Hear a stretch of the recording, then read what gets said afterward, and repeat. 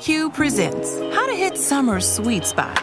The new DQ Summer Blizzard Treat menu is here. And as the official treat of MLB, we're swinging big with our fan-favorite S'mores Blizzard Treat. Plus, new mixing bowl mashup with brownie batter and chocolate chip cookie dough. And even more in our stacked summer lineup. Hurry in today because nothing says summer like baseball and our new Summer Blizzard Treat menu. Right now at DQ. Happy tastes good. Participation may vary. Major League Baseball trademarks used with permission.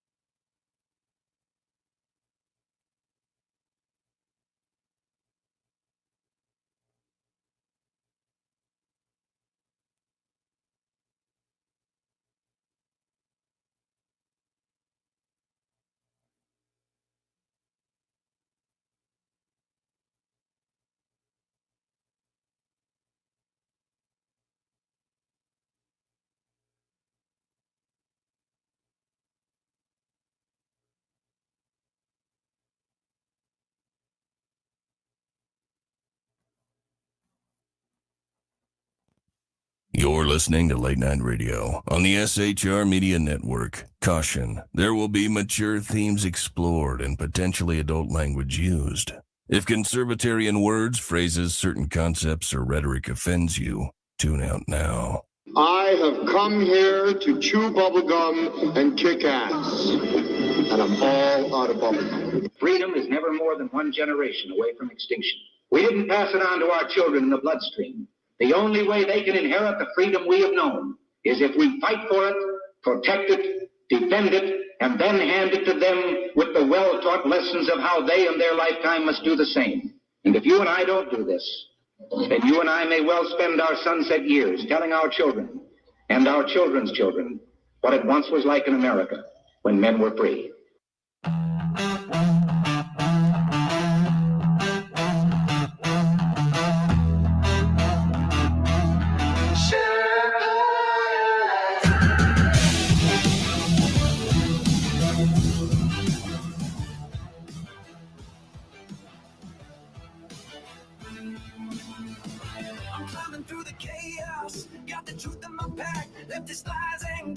I'm pushing them back from the saloon to the airwaves. I'm spitting it raw. Constitution's my compass, liberty's law. Big guns creeping, shadows on the land.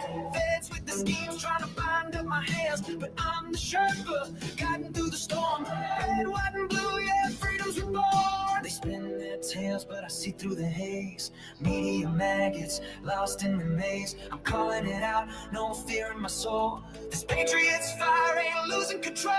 Conservative Sherpa leading the fight. Torch in the dark, burning bright in the night. Stand for the truth, won't bow to the game. Sherpas, come and remember my name. Sherpas rising.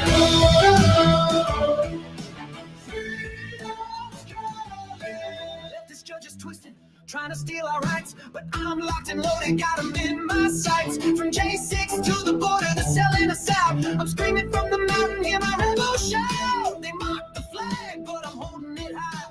Stars and stripes forever under God's open sky. No globalist chains gonna cage this land. I'm the Sherpa with the truth in my hand. They push their agenda, but I'm breaking the mold. Their promises empty, their hearts ice cold. Chicago's bleeding, borders torn apart. I'm fighting for the people with the warrior's heart. Conservative Sherpa leading the fight. Torch in the dark, burning bright in the night. Stand for the truth, won't bow to the game. Sherpas, come and remember my name. Sherpas rising.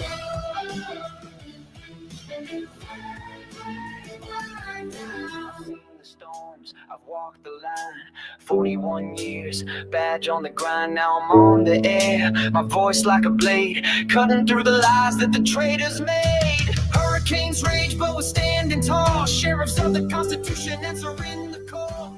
From the saloon to the heart of the fray, we're taking back America, no more delay! Conservative Sherpa leading the fight. Torch in the dark, burning bright in the night. Stand for the truth, won't bow to the game. Sherpas, come and remember my name.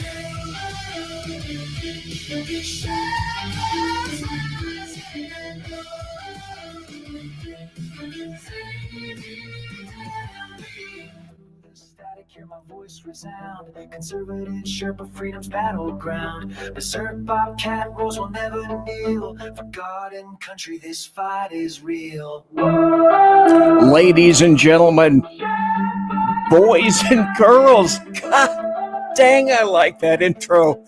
Phew, that's just hot. Mike Fitzpatrick made that for me. What an incredible job. Now, he showed me it. Well, he gave me some hints as to how to do it on Suno. So once I get my, once I finish this weekend or finish Friday, I'm going to actually, I know you're thinking I'm a nutcase. I'm actually going to try to see if I can make Suno work, which is the program that people have created lots of great songs in. Let me go back to comments here just for a second. Lost Wanderer is in the chat room right now. And by the way, everybody can be in chat. You can go into the chat room.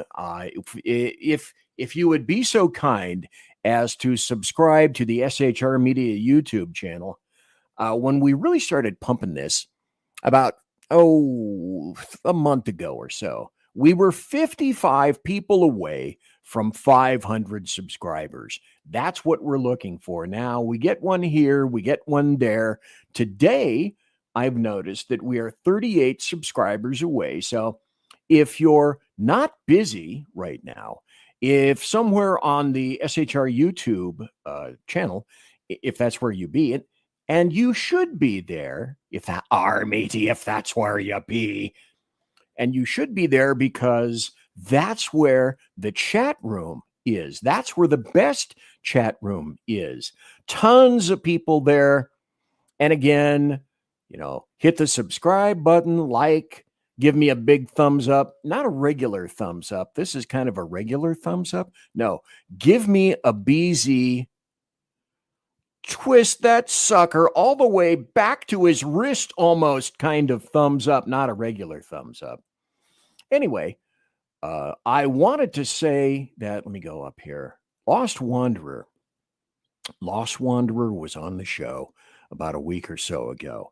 And Lost Wanderer is the guy that creates songs. And he was kind enough to allow me to play two of his songs on the show about a week ago. And we were just riffing through a bunch of stuff.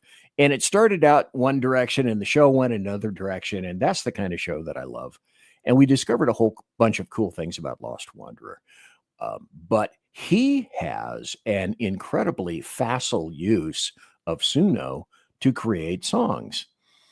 And that's just absolutely, Sean, if I haven't crashed yet, busy, we'll be fine. Great. Okay. And like I say, in the chat room right here, jump into the chat room. Now, it changes from time to time. Let me put this in here. The newest iteration of the chat room looks like this. Now, a lot of people said, BZ, that's awful fuzzy and it's awful close. And maybe what if I don't like the person that's right next to me? And I said, that's okay. What you can't see is behind that big couch, there are other chairs, M&M bowls, replete with M&M bowls. You can go there. It's a great chat. I kind of like this chat room.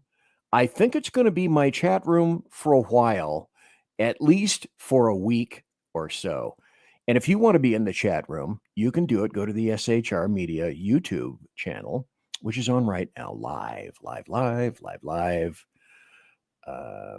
day I will get the grognards over at KLR to use OBS and allow me to create the show intros. Okay. I wasn't going to do this now because the show tonight is going to be Democrats Are Racists. And if you would think that I probably have a number of examples of that, you would be absolutely correct. In the meantime, a whole bunch of very interesting stories have come out. But since Lost Wanderer reminded me about OBS, I should tell you probably about a meeting. Now, every once in a while, we at SHR get together, and the four of us, the four main folks, we get together and we talk about, okay, what kind of software are we going to use? How are we going to use AI? How stupid is BZ? How drunk is Sean?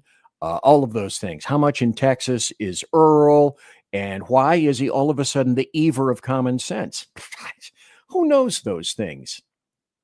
But during the show, during the conference, we pick a stream, and then all four of us get together and we talk about all sorts of stuff. And Sean said, okay, BZ, see the camera right there? Because that's the camera I was using. He said, lean into the camera. I'm going to take a picture and I'm going to do something with it.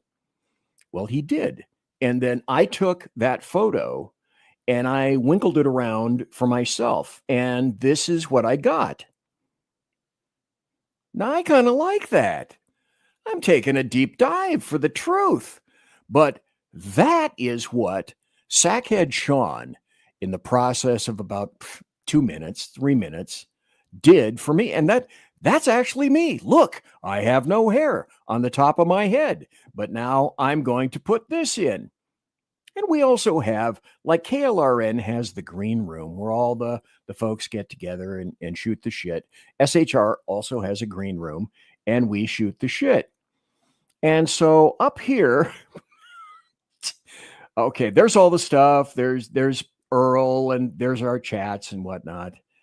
And so Sean thought it would be really funny to, okay, there's BZ, there's a dead shark, and the Ever of common sense said, my wife said fart bubbles need to be green. So this is what passes for humor in the green room, essentially, of SHR. So if you think that we're actually all adults on this bus, I couldn't tell you how wrong you are. Let's go back to the chats. And Sean says, where's the bourbon? Lost Wanderer. I could use a good bourbon. Now, here's another gentleman that's new to chat. He's not new to us at SHR. He's been visiting a whole bunch of the shows before. And as a matter of fact, I spoke to him. He's a heavy haul trucker up in Canada. And I'm not going to do the obvious end to that. I know what you expect me to say after that. Not going to do it. Wouldn't be prudent. Anyway, he's a great guy. Had him on the show. And he's starting to jump into the various chat rooms. And he is always appreciated. Canada, heavy haul, great guy. Really enjoying it. Phantom says, I'm calling out Sean tonight. And Sean, good choice. I'm partial to Balvenie Doublewood 12. Never the hell heard of it. Reaver, having no hair in his head, but his bread. Lost Wanderer. We are all 13-year-olds here on this bus celebrating 50 plus years of being 13. And yeah, fart jokes. Sean, I swear, eventually I'm going to get to the show because there are 2 great news stories that just broke today. They're wonderful. Now, that's true. The Lost Wanderer, Sean says, I've been 13 since I was 11. So have we all. And I have my own. It's just water in here. You know, people ask, BZ, what do you do? It's just water in here. This is just to wet my throat. That's all it is. So now you know a little bit behind the scenes of SHR. Shoot, let's do this because this really deserves it right now. Huh? It's time for happy stories and good times. Because here's a happy story.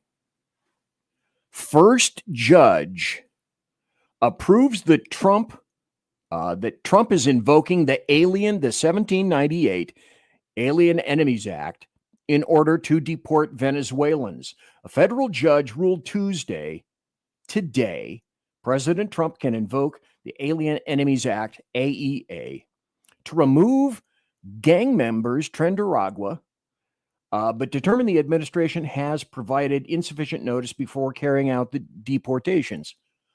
Okay, hold that thought. That's not the end of it. By the way, 35 people watching live right now. Thanks for being there. U.S. District Judge Stephanie Haynes' ruling contrasts, what a shock, with several other local federal district court judges who have ruled that, or should I say opined, that Trump illegally invoked the wartime statute. She said, however, Judge Haynes said that Trump is within his rights to deport members of a foreign terrorist organization, a designation he made for Trendaragua. Okay, this is in fact moving in the right direction. So Haynes, in the opinion, said she emphasized her, and this is a direct quote, which makes, like Chief Dan George, my heart soar like an eagle. She said, I emphasize my unflagging obligation is to apply the law as written. Having done its job. Now, this is what an intelligent judge does in terms of crafting an opinion. Having done its job, the court now leaves it to the political branches of the government, as all the rest of the other black-robed leftist anarchist fucksticks should have done. And she continues by saying, and ultimately to the people who elect these individuals to decide whether the laws and those executing them continue to reflect their will in a 43-page ruling. To me, that is a non-politicized judge who understands that there was a mandate, that the voters created a mandate for Trump to get out and do his job. To me, I can't think of anything other than, yeah, that is something very, very important. This just came out today. I saw it about 4 or 5 hours ago on X. I didn't see an accompanying story. So until I see a series of articles come out on something, I don't really put them out, and I generally don't put them out on the show, but it's here. It's official. 36 people now watching live. Thanks. Milwaukee County Judge Hannah Dugan indicted after allegedly helping illegal alien evade ICE. Dugan is charged with felony obstruction of a federal agency and concealing a person to help them avoid arrest. Those, I say, are facts in evidence. The fact pattern and the story was such that it led credence to exactly that. And that's when everyone went nuts. Oh my God, you can't arrest a federal judge. You can't arrest a mayor. Well, yes, you can. You can do all of those things. Because, wait a minute, isn't it true that all the Demorats and the leftists and the globalists were saying, maybe not so much the globalists, but the Demorats and the leftists were saying, no one is above the law. I agree. No one is above the law, and hence that story. So those are two happy stories before we even kind of sort of get into the story that I wanted to address and talk about tonight, with one other thing. I want to go into some kind of things that point with obviosity.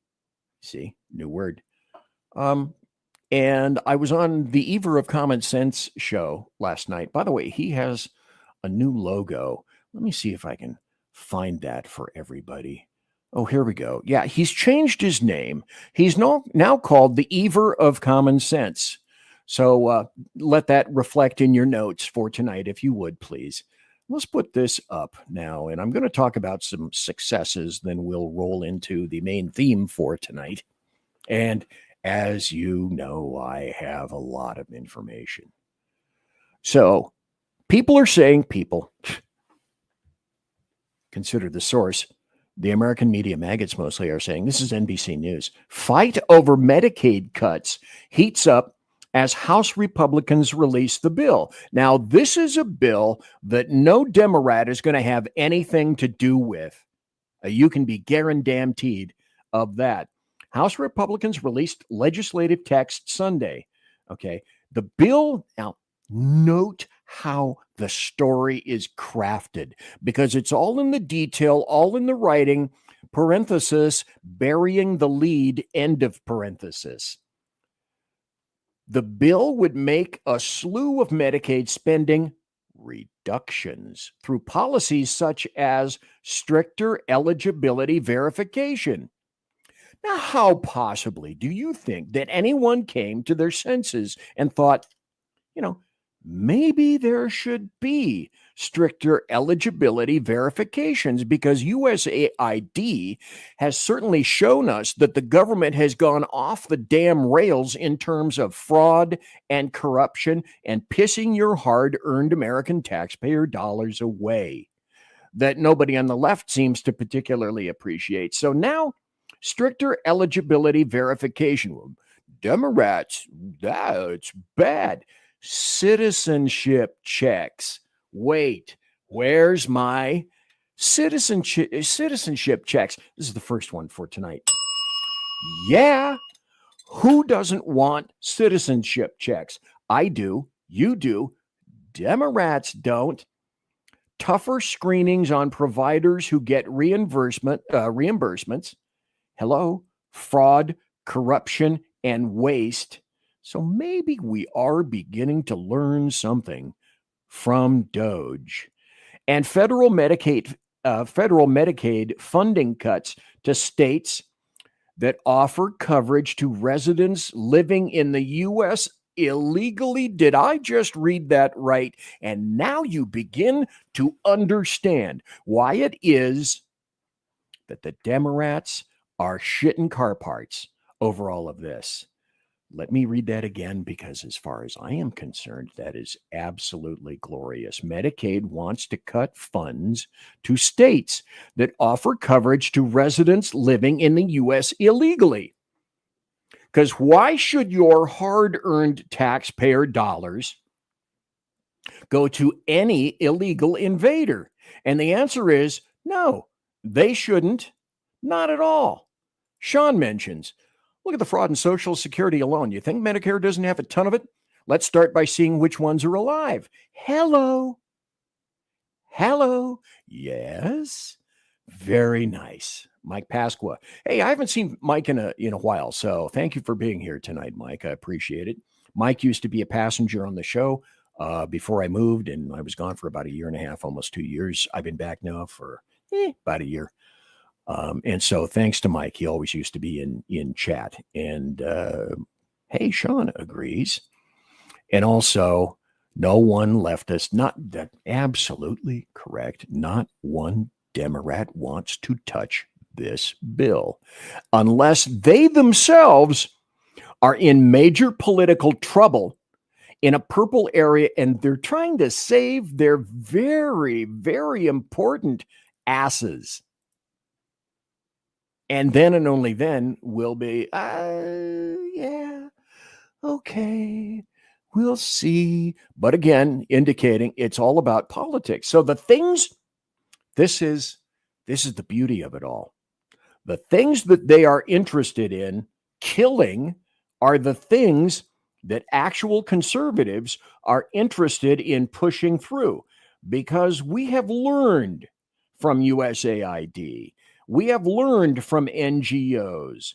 We have learned from all of these agencies pissing away our taxpayer dollars. Doge has proven that time and time and time again.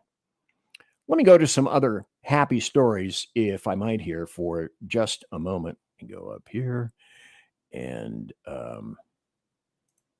Trump has had some great successes over this past weekend. I'm going to touch on some of these. There was a deal with China. Well, let me go to this here next. The original tariff on China goods, 145%. Now, since then, there's been some talking going on back and forth. That's been reduced to 30% an updated tariff on China goods. Now, China's original tariff, look down below a bit, the original tariff on U.S. goods, 125%. Now, after having had a bit of a tete-a-tete, 10% updated tariffs on U.S. goods. That's the China deal. Then, of course, the hostage got released, the American hostage from the Middle East, from Israel. And then Trump took a Middle Eastern trip. We'll get to that in just a minute. And then there was the India-Pakistan ceasefire. And this is what Trump wrote. After a long night of talks mediated by the U.S., I'm pleased to announce that India and Pakistan have agreed to a full and immediate ceasefire. Congratulations to both countries for using common sense. Trump, how many times does Trump have to say he doesn't want to see people killed? How many times does Trump have to say he doesn't want to see any wars? That he certainly doesn't want to see any stupid and unnecessary wars. And so what he's doing is saying that he's holding up his platform. And when he says, yeah, I'm for this, I'm doing this, I will be doing this, all in good due time, that's absolutely true. Richard Gibbs, what about the generation Social Security disability fraudsters? I've known some. Yeah, all of those things have to be targeted. But the sad thing about it, Richard, and everybody else, is this has been building up, not just prior administrations. And you know, it's like, fuck me. Yeah, Republicans are every bit as guilty as placing all of this shit on ignore mode. And that's exactly what they have been doing, literally for decades. So, as Trump said, why does it take him, not necessarily a Republican, to not only invite everybody into the tent and following or before this election, during the election, yeah, more people came into the tent. And why haven't Demorats and Republicans in the House and the Senate fixed or at least attempted to repair these things that everyone knows need fixing?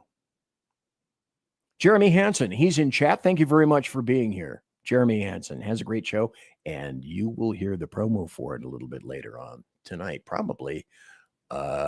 Shoot, I only have about 3 or 4 minutes before the bottom of the hour break. Also, hey, look at this. Sean is doing my job for me. Thank you. Bottom of the hour reminder. Please help out BZ and hit the like button on the show. For those of you with normal thumbs, it would look like this. A nice little thank you for the thumbs up. And I won't show you the genetic mutant thumb again, because some people told me in chat, they said, no, I don't want to see that. I don't want to have that brain worm, that visual worm in my brain anymore. No more with the thumbs. And I have to agree with that. So let's go back here and here.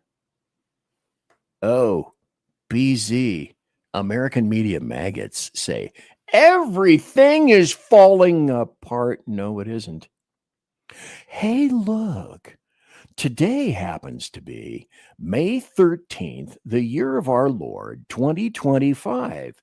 Hey, look, that's an article from CNN today saying, grudgingly admitting inflation slowed more than expected in April, despite, the tariff price pressures building, and they're going to explode, and they're going to go all over my face. It'll be terrible.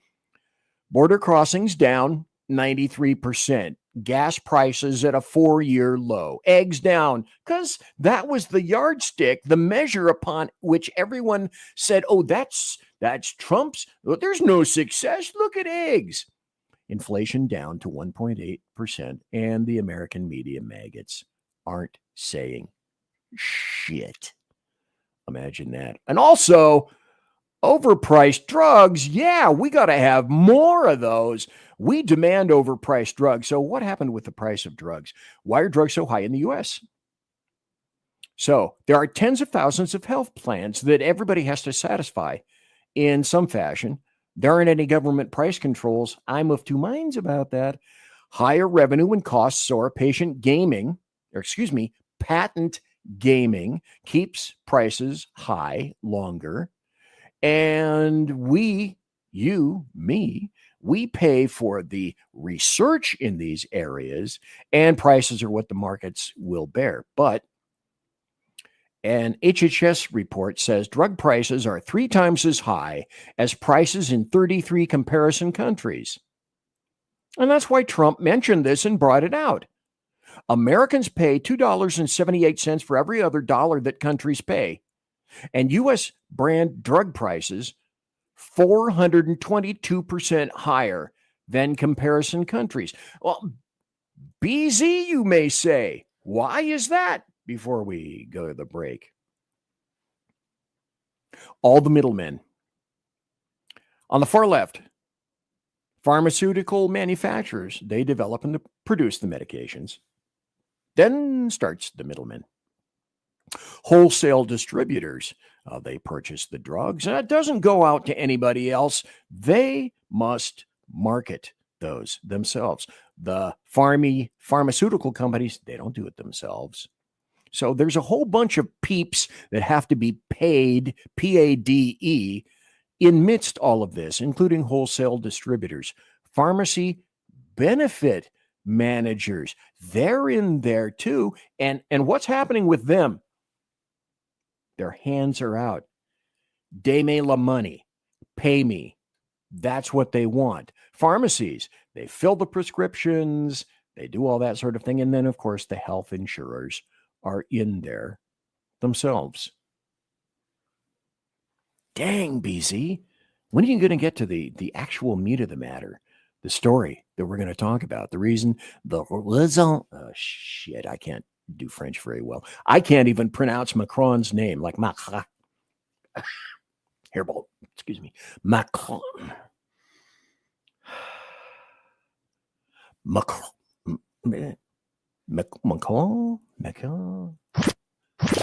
Conservative media. I'll be back. Done right. You're listening to the SHR Media Network. Mission log. Entry.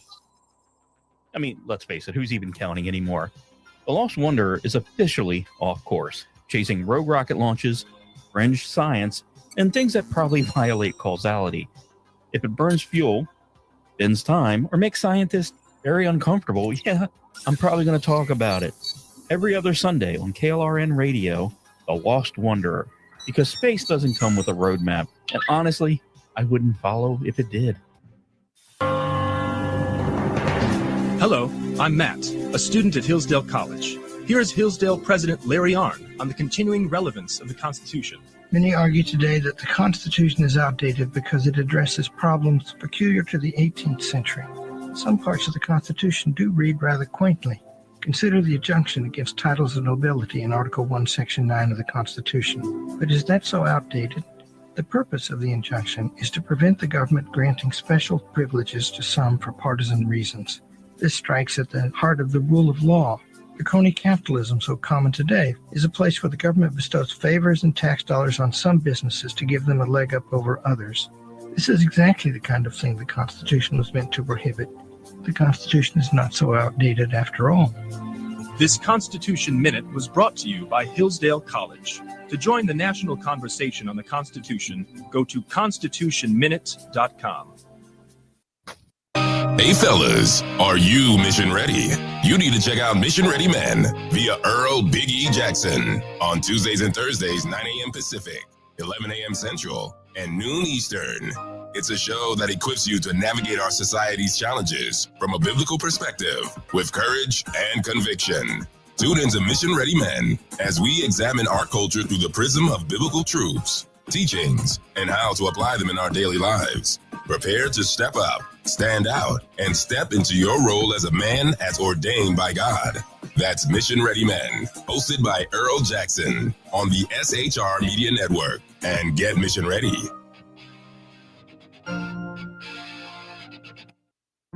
Want to make an immediate difference in the life of a critically ill child? You have the ability to do that right now. Make a donation to Dream Makers for Life, the organization that restores dreams to seriously ill children and their families. You can sponsor a dream pack for a child, which contains a clear PVC backpack, a dry erase board adventure coloring book, a journal, and dry erase markers to inspire a critically ill child to envision a future adventure and hope. Want to become a dream maker for life yourself? Go to dreamforlife.org. That's dreamforlife.org. Help a child. Help a family.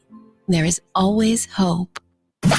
You're listening to the SHR Media Network. First half hour down. I'm BZ, and thanks for being here in the saloon. It's a wonderful thing. You know what I just figured out, because, yeah, I'm that slow. That's the nature of me. Is that I didn't do my intro, and I'm not doing the update from, hey, welcome back into the saloon. Do all these things, do more. One of the things that I am proud of is that here I'm not going to ask you for money. I'm not putting up a paywall, or even a faywall, much less a paywall. And you will not see shit. If I'd thought about it, I would have done this. How many times have you gone to a website that may have something interesting for you to read, but the site is all full of that bullshit toe fungus ads and, you know, the creepy crawlers coming out of people's mouths? If you take this medicine, you can kill all the creepy crawlers in your mouth. God, I hate that crap. I absolutely despise that crap. And speaking of things that I'm not really happy about, we're going to talk about why the Demorats are the party of racists. One thing about my show, and you either like it or you don't. There are no points in the middle. It's like, I'm ambivalent about BC. Yeah, he's fat. He's kind of cute, and I like his hat. He likes Spider-Man, and that's about all. You know, I don't like him. I love him. Blah blah blah. You know, you're not. I'm not. Yeah, okay. I can take him or leave him. You either hate me or you kind of like me. I'm fuzzy. I'm kind of lovable, and I wear cool hats. These are my tiaras, and I'll tell you who does them for me at the end of the show. Those of you watching, you'll know. Before we go in here, I want to wait a minute.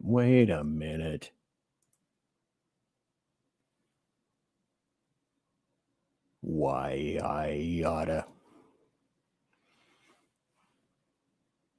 That is true. I do have some cute hats. When I was crafting this show, and for all of the insensate little soft balls within you, during this show, I'm gonna say the N-word. It's in a quote. So if you don't want to have a fat, ugly white boy saying that and opining on the things that he believes, well, literally from the very beginning, you can tune your ass out now. Because frankly, I don't care what anybody thinks about me anymore. That shit is done. But the differentiation that I want to make is between Demorats and conservatives. Black, pink, purple, burnt umber. A lot of the people tonight that you're going to see happen to be black racists. Because you can't talk about a black racist. And for those of the people on SHR or anybody else who's watching me, please understand I am making a distinction between the two.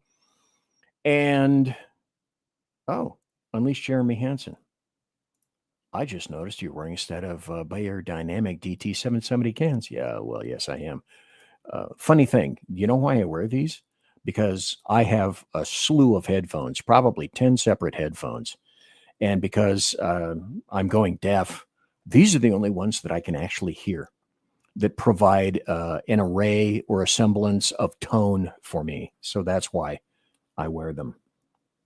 But just a heads up to the people, there is no topic that I will not discuss here in the saloon. And what I've said is the Demorat Party was racist then, and it's racist now.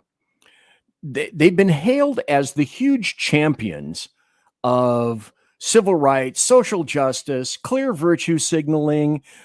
They got a big history problem that, of course, Demorat racists don't want to talk about at all. I don't mind talking about it. It was founded in support of slavery, and for at least the past 100 years following the Civil War, 1865, the Demorat Party was the party of white supremacy and racism. Acknowledged the Demorat Party's historical then and now oddly flipped but still ongoing embrace of racist ideologies. They highlight the weird and like really schizophrenic embrace of people like Margaret Sanger and the Ku Klux Klan. Yeah, I'm going to bring up Margaret Sanger. Maybe you haven't heard the appropriate quotes, but I'm going to provide them for you tonight. You know, it's like the Paul Simon song, "Still Racist After All These Years." That's the Demorat Party. Only now, Demorats with a big percentile of black Demorats, which makes up only 14% of the House, and 5 black senators. A bunch of them hate white people. And today, they don't mind saying that what we term as the once quiet part out loud. And they do. Today, they make themselves really, really loud and clear. Racism is still racism. And as BZ Moi has said for multiple decades, nobody is equal until everybody is equal. Now, equality involves the opportunity, the availability of opportunity, not the guarantee of outcome. There is no guarantor of outcome in this life at all, like Demorat racists demand. And, oh yeah, their reparations. So the Demorats Party association with racism dates back to the 19th century. And Southern Demorats were big defenders of slavery, viewing it like a morally beneficial institution. It's kind of sweet. It's just for them. And figures like Andrew Jackson, the first Demorat president, he owned slaves and took measures to suppress abolitionist movements. By 1860, the party was irrevocably welded to the institution of slavery, and they made no bones about it. Now, an interesting aside that no one mentions, but I must because, damn me, is the common axiom that you ever think that for every buyer, there has to be a seller? I wonder, in Africa, who was selling slaves? The tons of white people already living there, right? Not really. So the KKK, founded in 1865, they found a ton of happiness in the Demorat Party. In South Carolina's 1876 gubernatorial race, there was a Demorat by the name of Wade Hampton who collaborated with the KKK, the Ku Klux Klan, to intimidate, specifically to intimidate black voters, to ensure Demorat control. Because otherwise, what's the point, right? The Klan's primary mission was to suppress Republicans' influence, mostly among black citizens, illustrating that the party had a reliance on racist tactics in order to maintain power, facts in evidence. And then in came, and that was fairly consistent for a while, we fought a war, people lost, people won, and then Margaret Sanger, the founder of Planned Parenthood, is another lovely racist figure linked to the Demorat Party's grand history, and a person that Demorats love today. Not kidding. Oh, particularly Hillary Clinton, other women, and stupidly enough, I still don't get this. A large contingent of black leftist women, Demorat women. What? Not lying.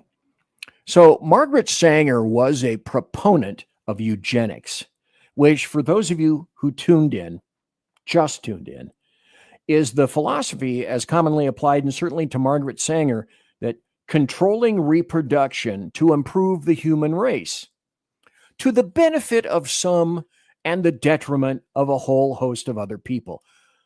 Who would those other people be? Let's get into that. So in her 1932 plan for peace, Margaret Sanger advocated for the sterilization and the segregation of people that she deemed unfit, including the poor, including criminals, and including the disabled. And imagine this. I hope you're sitting down. Wait a minute. If I had a producer, it would be something like that. I hope you're sitting down. Mostly blacks.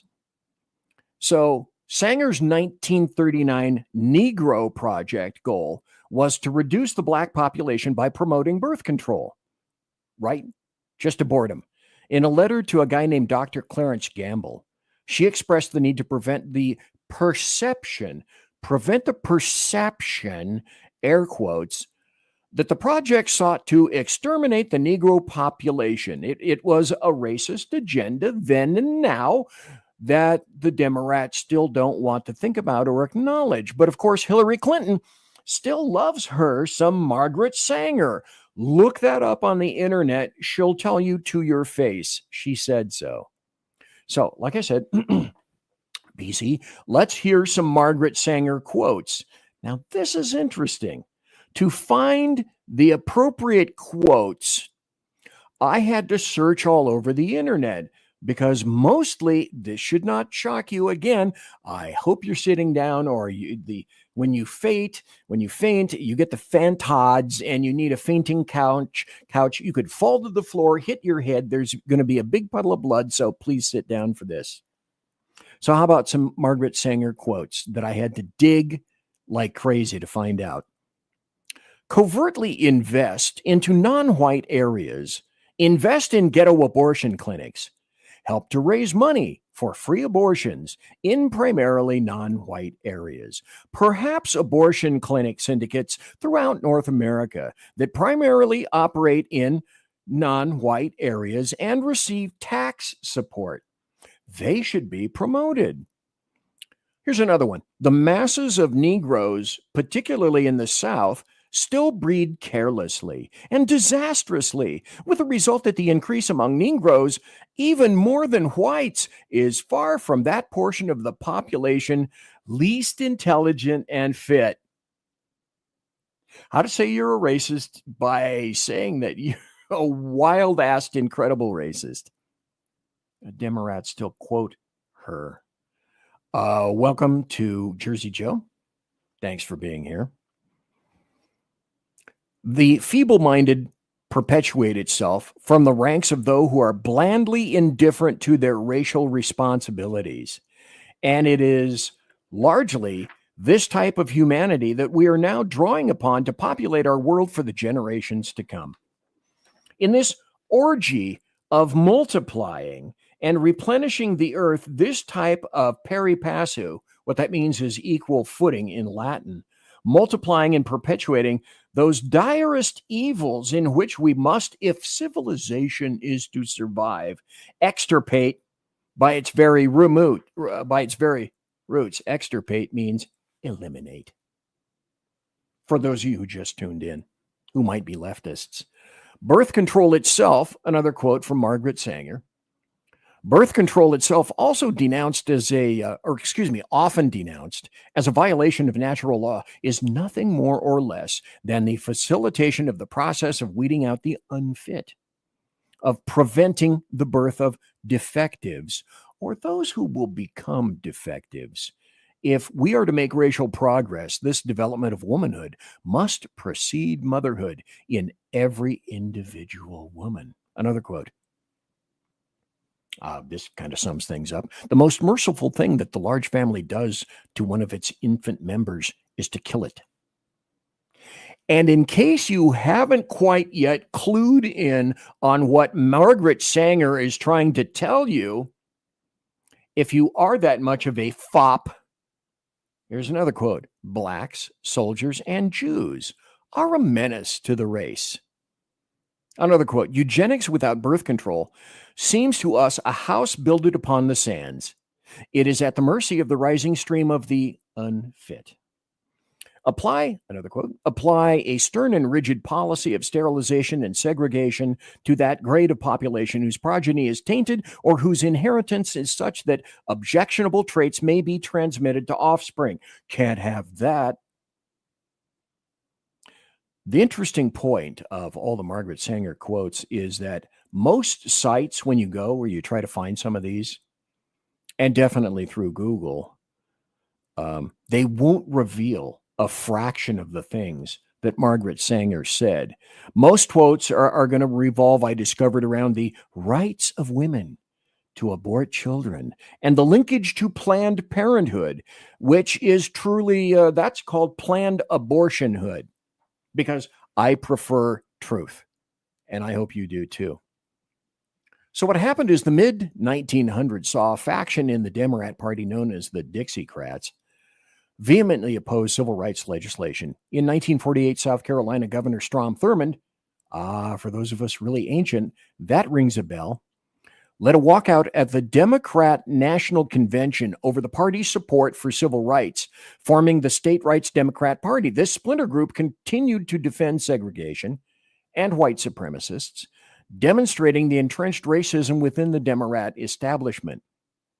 So, but how many times have you heard this?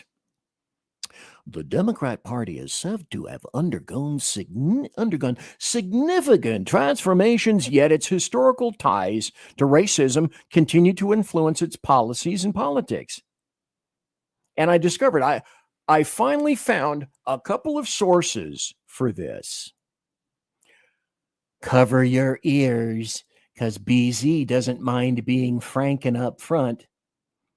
It's certainly not a lie, and this was set forth by his own black butler, that Lyndon Baines Johnson infamously said, I'll have those niggers voting Democrat for the next 200 years.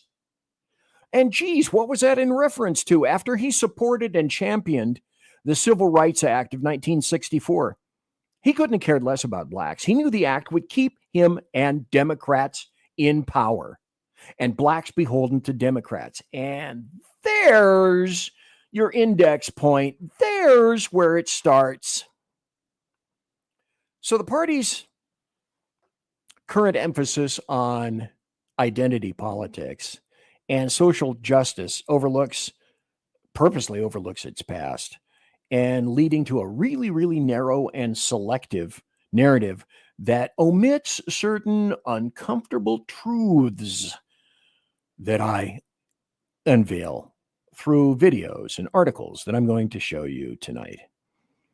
So, but understanding that history is absolutely crucial for understanding the complexities of modern American politics and the enduring impact of what the Demorats have been. Yeah, Jesus, this is true. Let me put this up. Sean says, waiting to see if YouTube dumps your ass in 5, 4, 3, 2, 1. Yeah. What the Demorat Party sees as reverse justified racism is still racism, no matter how you cut it, no matter how you slice it. And the ridiculously idiotic call for reparations from people who never owned slaves, from people in states that were never slave states, and likely don't know about any amount of that history in any event, is just a money and a power play by the racist industrial complex poverty pimps like Al Sharpton and Jesse Jackson. A small aside, I actually had to look and see if Jesse Jackson is still alive. And yeah, I know Al Sharpton is. Jesse Jackson apparently had a stroke, I discovered, but he is still alive. Speaking of Sharpton, let's not forget it was the loving Reverend Jesse Jackson who referred to New York City itself as Town.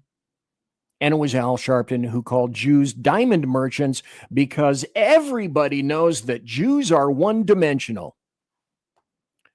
So the Demorat Party is inexorably linked.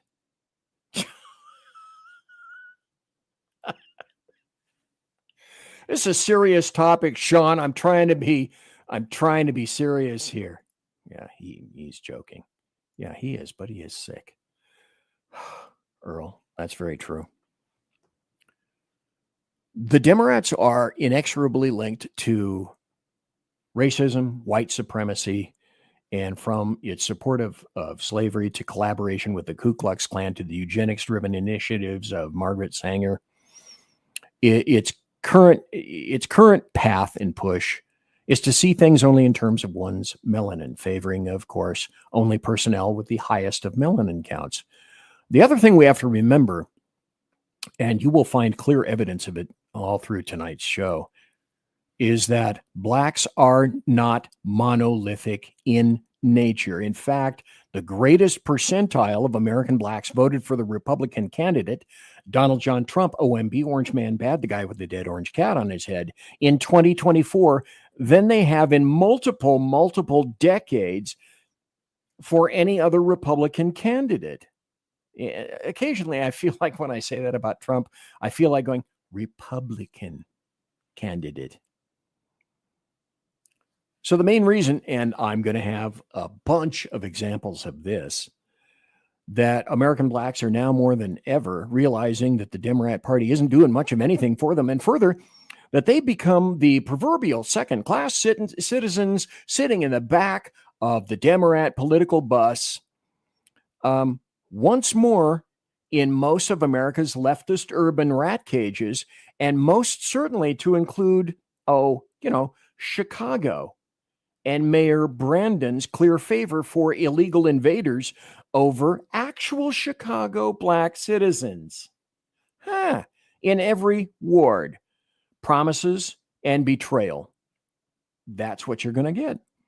And that's why I've said and will continue to say that replacement theory is truly replacement reality, where Demorats are looking to entirely replace actual Americans with illegal invaders. And like the Australian journalist who tried to trap Tucker Carlson, you're just saying that for white people. Oh, no. Persons of all colors are on the Demorat shit list now, because you're not the loyal people that they expected you to be. We're going to lie to your face, and then we expect you to follow like little puppy dogs because we lied to your face. A lot of people aren't having that shit anymore. That's not what's going on. So when I talk about replacement theory, I'm talking about everybody who's an actual American and not an illegal invader. Persons whom they perceive as they're going to be a lot more loyal to them, and they're going to be beholden to them.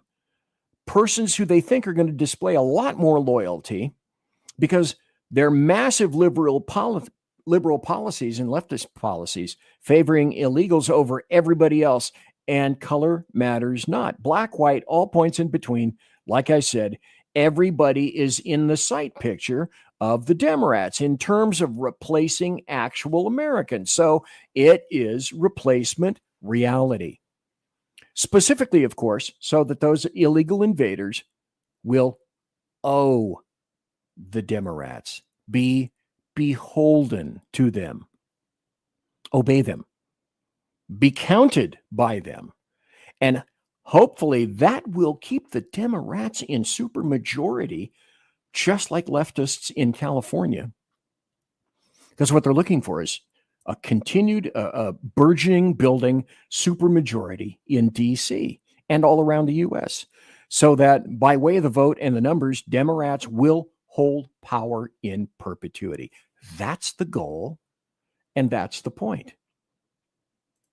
So let's go and start with a few things here. If I might put this up on the stage, let's go.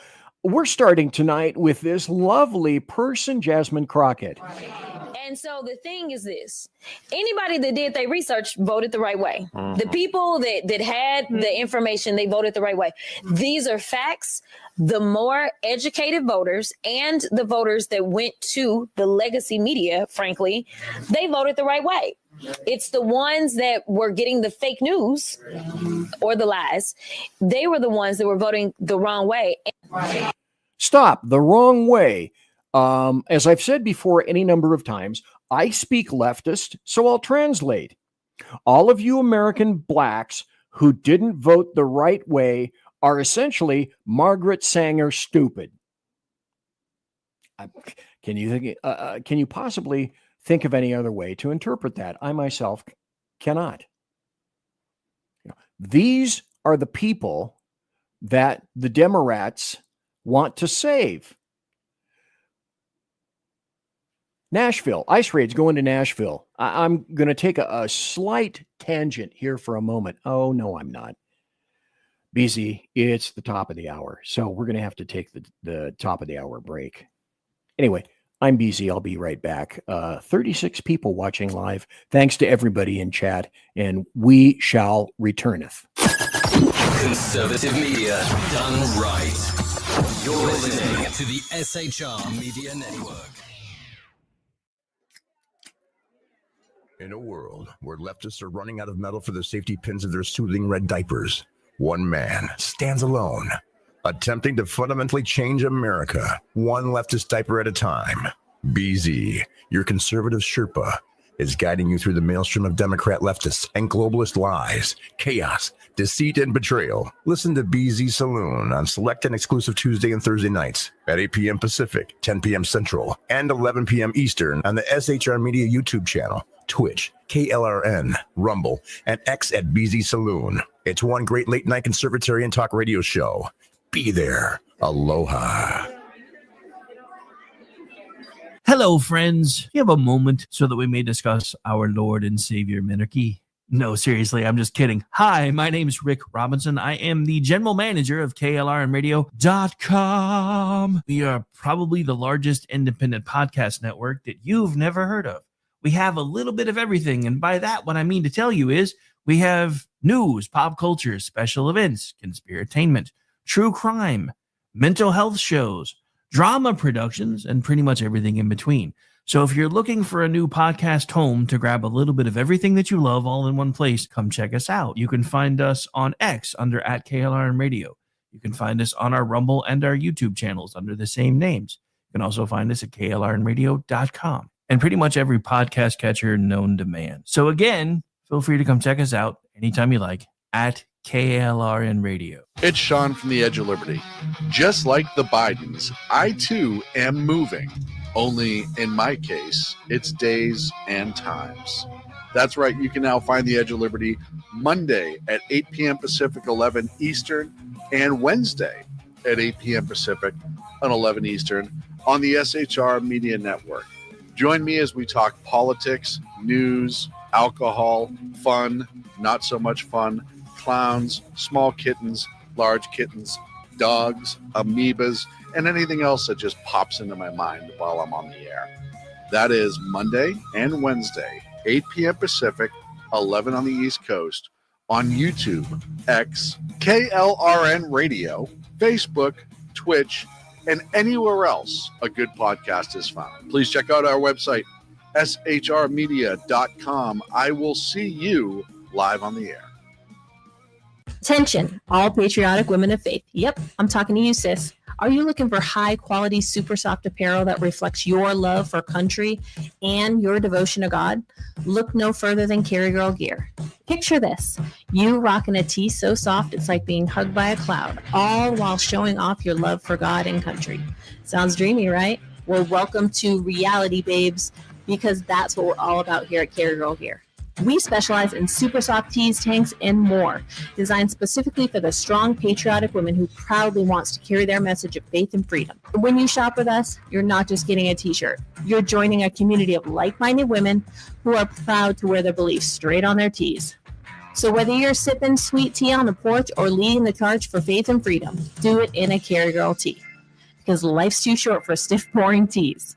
CarryGirl.com, where faith and freedom meets fashion. Independence.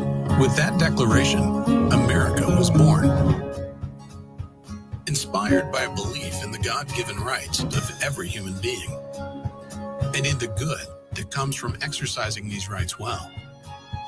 The founders of our great nation chose independence. As do we. Hillsdale College accepts no government funding because independence makes possible the good to which we aspire. You're listening to the SHR Media Network. And I'm BZ. This is the end of the first hour. The second hour is just commencing. It is 9:05 p.m. on the far left coast, Pacific time. It is 11:05 Central time and 12 midnight 05 on the far right coast. So thanks to everybody for being here tonight. Thanks for subscribing. We are 38 subscribers, just a few subscribers away from the magic number of 500. No one knows at SHR what's going to happen when we get to 500. I mean, there could be an interdimensional shift. There could be cats and dogs copulating. Who knows? The Gozers of Minion. The Minion of Gozers. I was one of the Minion of Gozers. I fucked that up terribly. That was really sad. Well, let's continue with the show. These are the people the Demorats love. I'm going to show you this really briefly. It's a fairly long story. So Nashville is super pissed off that ICE raids actually targeted illegal invader criminals. Let's go down here a little bit. Here's a guy, not going to pronounce his name, some Muslim piece of shit, a 60-year-old convicted rapist and citizen of Iraq. Failed to register as a sex offender following his rape convictions, to which he was sentenced for 10 years in prison. Then here's Franklin, whatever the hell, a 30-year-old Salvadoran affiliated with MS-13. I'm going to put this up in show notes. You can read all of this in detail. Haitian national, Richard St. Baptiste, Inmar, whatever the hell, a Salvadoran, Carlos, a Guatemalan, and so it goes. Criminal, pedophile, criminal, rapist, and they're pissed off at that. That's who Demorats love. And because I'm not supposed to talk about this, I'm going to talk about this because nobody tells me. Somebody sent me a text today and said something similar to, you can't mention this. Thanks. I didn't know this was a thing, but apparently this is a thing. If you haven't watched Jason Whitlock, this is a dude that you need to see. Guy has a podcast, great guy, but apparently black fatigue is a thing, and apparently it's starting to break the internet. And he was saying, okay, well, it was a matter of time before this got here. So the term black fatigue was recently taken the internet by storm. Jason Whitlock of Fearless saw it coming from a decade away. It is the antithesis. It is the yin to the yang of Black Lives Matter. It's white people boldly expressing their fatigue with black people. Whitlock explains, adding, this was inevitable. And what was BLM? BLM was a radically racist organization full of assholes who then took all the money from GAUPs, guilty, overeducated white people, pissed their money away on mansions, and the people who started it were socialists. You know, you can take that and place that squarely into the what the fuck are you racists thinking? Taking advantage of gaups, which are guilty, overeducated white people. You know, getting fleeced apparently is a pastime for stupid white people because they are all over the place. Let me stop right here. Let me back up a little bit. This is our good friend returning. How long is this? I don't really know. Well, what the hell? Play it anyway. Here we go. This is our great friend Jasmine. It is this fear that the people within the party, within the primary system, will have. She is a wonderful spokesman or woman for racists. Continue. About voting for a woman, because every time we voted for a woman, we've lost so far. And I think that that's a natural fear because we just want to win. So there's a lot of people that are like, you know what? Like, let's go find the safest white boy we can find. I mean, I'm just saying. Those are the callers that we're hearing. We're hearing people. No, for real. Right, because that's completely discounting Barack Hussein Obama. Because he was a white boy, wasn't he? That's a story for another day. White man's got to do it. We're getting those callers. For real. And to be clear, when we talk about them, So what if the reverse were true? I was talking on major media, this ain't it, that we were looking for the safest black boy that we could vote for. Well, there would be a pejorative, a nasty ass label attached to that. I can tell you that there is one specific candidate. Stop. Let me put this up right now. Sean said plenty of female candidates would be elected if you picked the right ones.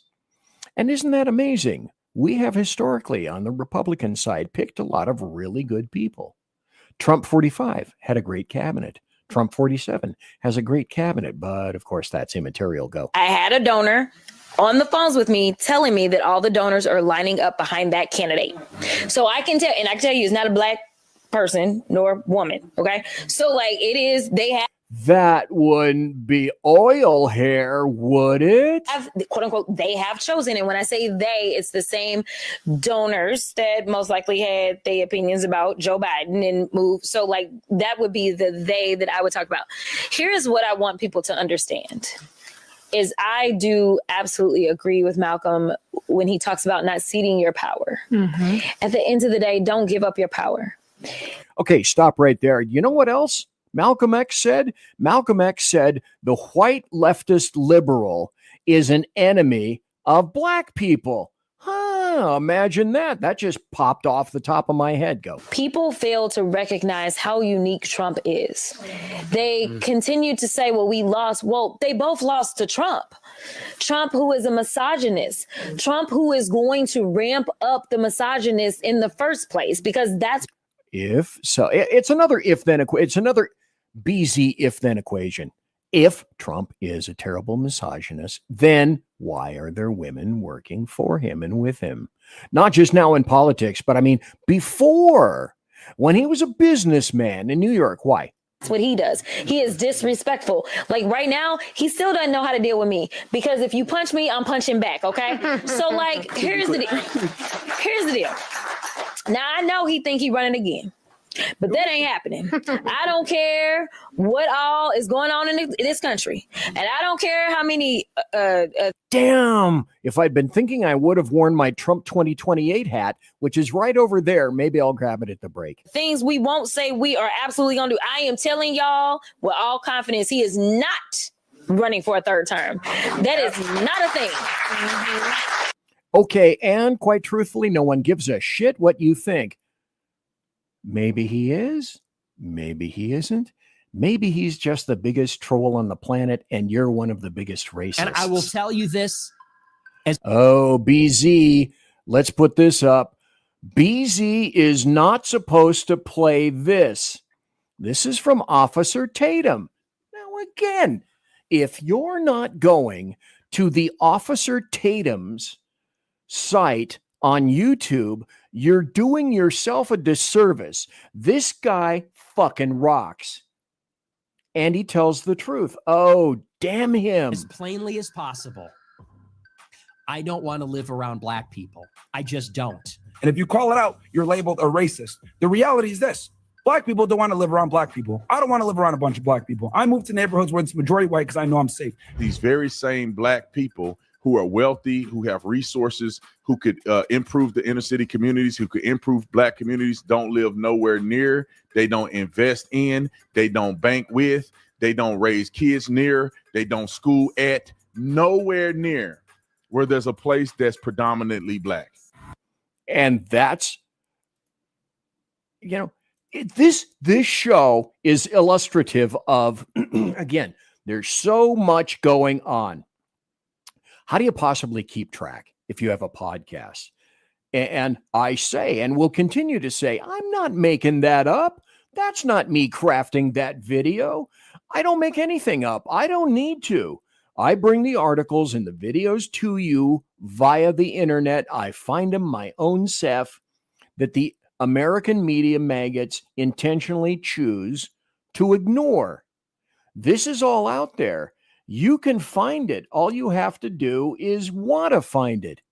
Let's continue with, what is this guy named? Shelley Winter. That's his name. Go, Shelley. Oh. There we go. Now we got it. Go. American community to a very simple, I'll reference the great Malcolm X. This race is between House African Americans and field African Americans. And the field African Americans are going for Donald Trump. I'm talking about your men who build, your men who put things together, your men who work with their hands, your men who do things, not the men who push paper, or the men who are connected to power and want to continue to be connected to power. Are you denigrating African American men who are professionals who work in white collar jobs? Is that what I'm hearing from you? Or now, could he possibly be more racist? Well, sure he could, but he's an asshole. Demorats would say, yeah, but he's our asshole. Mission Ready Men. Jesus. Earl, by the way, has a great show. Let me go to this right now. I think I already covered this, but I want to cover it again. Earl has a show called Mission Ready Men, and you ought to see it. It's right here on SHR. Highly recommended. But just like Larry Elder was the black face of white supremacy, I will never forget that. Earl of Mission Ready Men said, hey, did you hear? I'm a black white supremacist. And that's how stupid and shitty and abjectly racist this gets. And they're all Demorats. And that's why I'm doing this here tonight.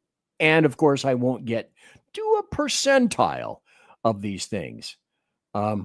Hey, look who I have returning. Go. It's because you can then misuse words like oppression. There has been no oppression for the white man in this country. You tell me which white men were dragged out of their homes. You tell me which one of them got dragged all the way across an ocean and told that you are going to go and work. We are going to steal your wives. We are going to rape your wives. That didn't happen. That is oppression. We didn't ask to be here. We're not the same migrants that y'all constantly come up against. We didn't run away from home. We were stolen.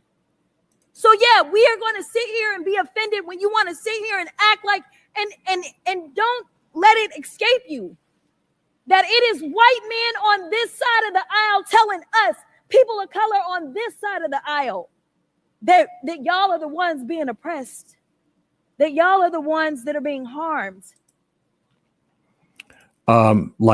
Geez. What's that quote that I'm looking for on Greg Gutfeld? Oh, yeah. A racist would say, but that's, again, part and parcel of why I wanted to show you these things. Here's an article. I dug deep for a lot of this stuff. And I had to dig deep because I've discovered, and I wish I'd done this earlier, when I find an article now for the past 6 months or so for a segment, various topics I bookmark it now because there have been numerous times when I've thought, oh, I remember this article. I can't find the fucker because Google won't let me see it, like the Margaret Sanger quotes that I wanted to find. But here's an article under Newsweek under Demorat Party. The Democratic Party, see, misnomer number one, it's the Demorat Party. It's not Democratic Party. They're the Democrats, is the most racist organization in America. And this will be up in show notes. You can read this later. But people are actually writing this stuff. This was 2024, October 28th, last year, 2024. Here's another one from Tufts Daily. Are the Democrats racist? The Democrat Party can no longer capture the hearts and minds of minority voters. Isn't that precisely what I said earlier? This article will again be up in show notes under bloviatingzeppelin.net, or if you go to my SHR Media Rumble channel, when I post the show later, all the show notes will be under there too, and you can read those articles at your very, very leisure. And there's this article, again, which you can read. If I can find these things, anybody can find these things. You might have to dig a little bit. The Democrats and the rise of racial radicalism. Yeah. Racist, thy name is Democrat. And that's why you're here tonight. And that's why I am doing this show. It's illustrative of what Demorats don't want you to know, don't want you to look at, and don't want you to realize that, here's something from thy black man. Liberals continue to view blacks as ignorant.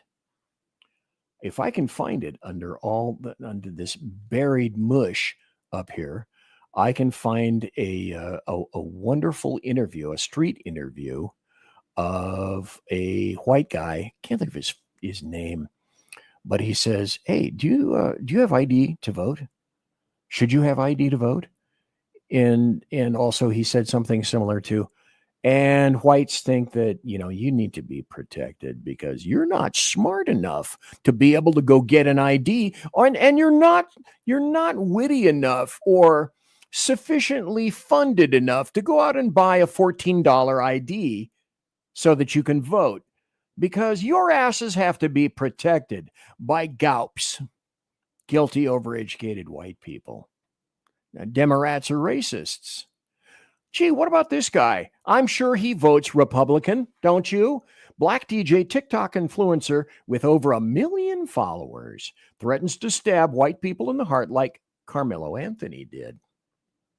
Sure, that'll go far.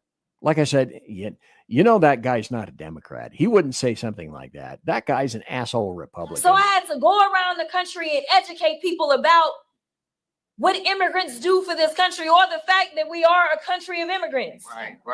Right. The fact is, ain't none of y'all trying to go and farm right now. Okay, so I'm lying. Raise your hands.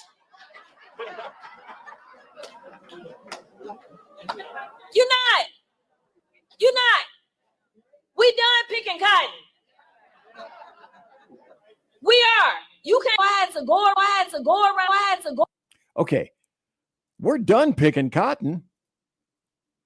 But here's the underlying subtext. What she didn't have the temerity to say, and I wish she had, is that, but we don't mind illegal invaders coming in and picking cotton. And we don't mind them getting paid nothing. And we don't mind them putting the burdens on their backs.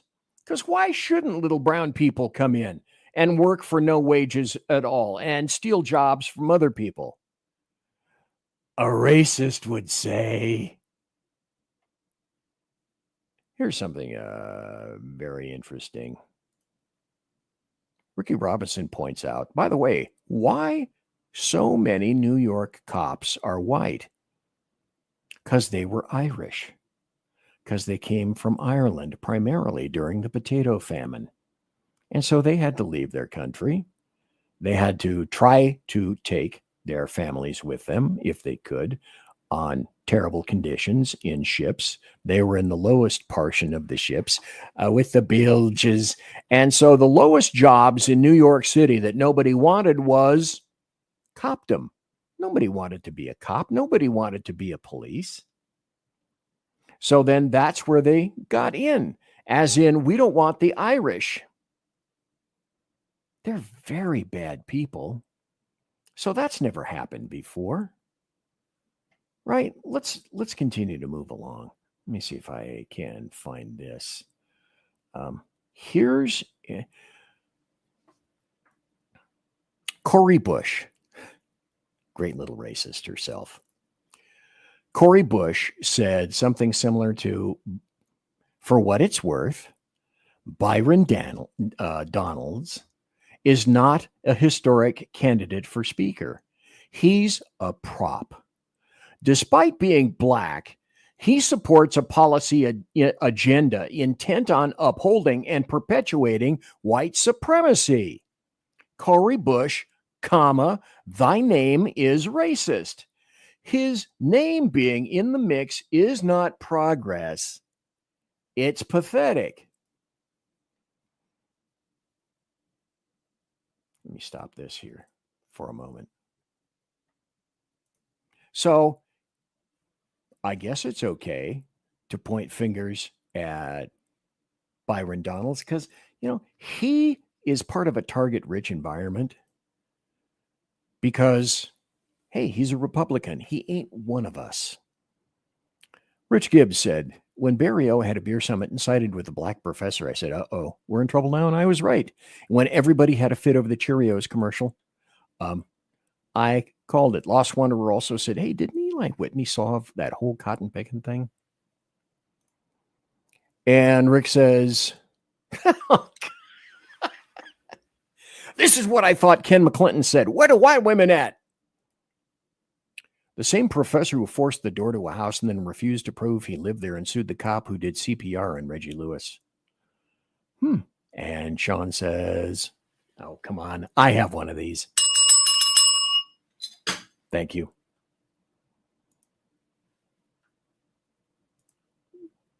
It's also why drinking is a common pastime of cops. Hey, wait. Don't bother with that woman. Signed in Irish, an Irishman, BZ, LOL. Being a racist or not being in with the crowd has consequences. Here's a black gentleman who made a mistake by being in Berkeley, who had his restaurant absolutely trashed and thrashed by gang members. And here's his commentary. I find his commentary most interesting, and I think you will too. Rather illuminating. Oh, stop. All the fucking hard work, 20 years of fucking working. This is what y'all gave me. Thank you. I appreciate it so much. Shit is just great, man. Worked so fucking hard to build this shit. So many fucking late nights, early mornings for this. For this punk ass shit right here. Coward ass, bitch ass shit right here. Thank you. Thank you so fucking much, Oakland. I appreciate that shit, bro. All you niggas with this punk ass, phony ass, dumb ass beef shit y'all got going on, man. I appreciate y'all, bro. Y'all brought that punk ass shit to a fucking restaurant, the only black owned fine dining restaurant that we have. The only one in Oakland, and it can't remain untouched. Demorats destroy everything they touch. Thank you. Thank you. I give up. Thank you. I appreciate it. So, did you hear what he said at the very end? I give up. Thrown probably what I would assume are tens and tens of thousands of dollars at a restaurant, the only fine dining restaurant that was black owned in the entire city of Oakland. And they decided, well, shit, why not fuck him over too? And so they had, a little gunplay in the neighborhood. and trashed his restaurant. Somebody clearly got shot. Hey, pay no attention to the black-owned business, the only one that's a fine dining restaurant in the entire city of Oakland, comma, you fucking assholes. Or words to that effect, Senator. I'm going to take a break a little early. I'm going to come back because I want to play this from, I believe this lady is running for Congress. And she said something similar to, I was born black. I wasn't born Democrat. Conservative media done right. You're listening to the SHR Media Network. Listen in to the Reaver of Common Sense, where we cut through the noise of news and politics with a show equipped for bombast. Tune in Mondays and Fridays at 9 p.m. Eastern, 8 p.m. Central, and 6 p.m. Pacific, featuring a refreshing dose of reality. Jersey Joe fearlessly tackles the tough topics with no nonsense. Just pure common sense. Visit shrmedia.com, where you can hear the Reaver of Common Sense in action. He may not always be polite. He may not always be refined. But one thing's for sure. He always tells it like it is. Are you looking for a way to boldly express your faith and love for your country? And check out 7 Armors, the premier apparel company for patriotic men of God, where faith meets freedom in style. Our t-shirts are more than just clothing, they're statements. Bold, stylish, and meaningful. From timeless messages to modern designs, we've got something for every patriotic man of God. Wear your beliefs proudly with 7 Armors gear. Don't miss the chance to wear your faith and freedom on your sleeve. Visit 7armors.com today and join the movement. That's the number 7armors.com. 7armors.com. Faithful, vigilant, steadfast, passion. Are you looking for bold, honest conversation about the issues shaping America? Well, let me welcome you to Unleashed 101 with Jeremy Hansen, where we take you beyond the headlines. We dive into politics and culture, the struggles of everyday life. It's raw, real, and unfiltered. If you're ready for truth with a punch, pull up a chair and join us. That's right, Unleashed 101, where real talk feels like home. Find us at unleashed101.com, Spotify, Apple Podcasts, iHeartRadio, and more. We look forward to seeing you. Unleashed 101 with Jeremy Hansen.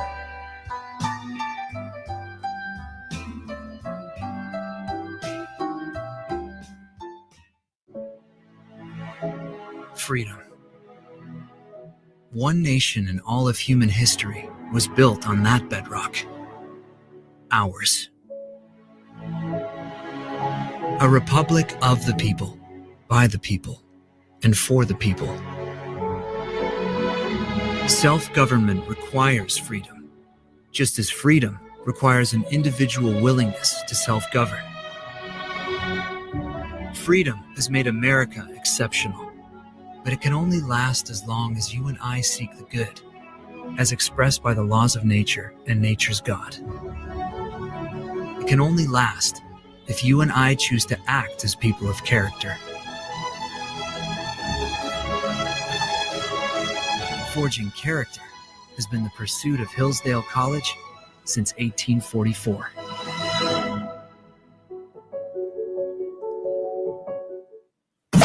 You're listening to the SHR Media Network. And folks, ladies and gentlemen, boys and girls, children of all ages, thanks for being in the saloon. 48 people watching live right now. It's kind of gone up and down a little bit. That's kind of how this thing happens. If you would subscribe, give a normal thumbs. I almost can't even make a normal thumb. Give a normal thumbs up to the show on the SHR Media YouTube channel and also the SHR Media Rumble channel.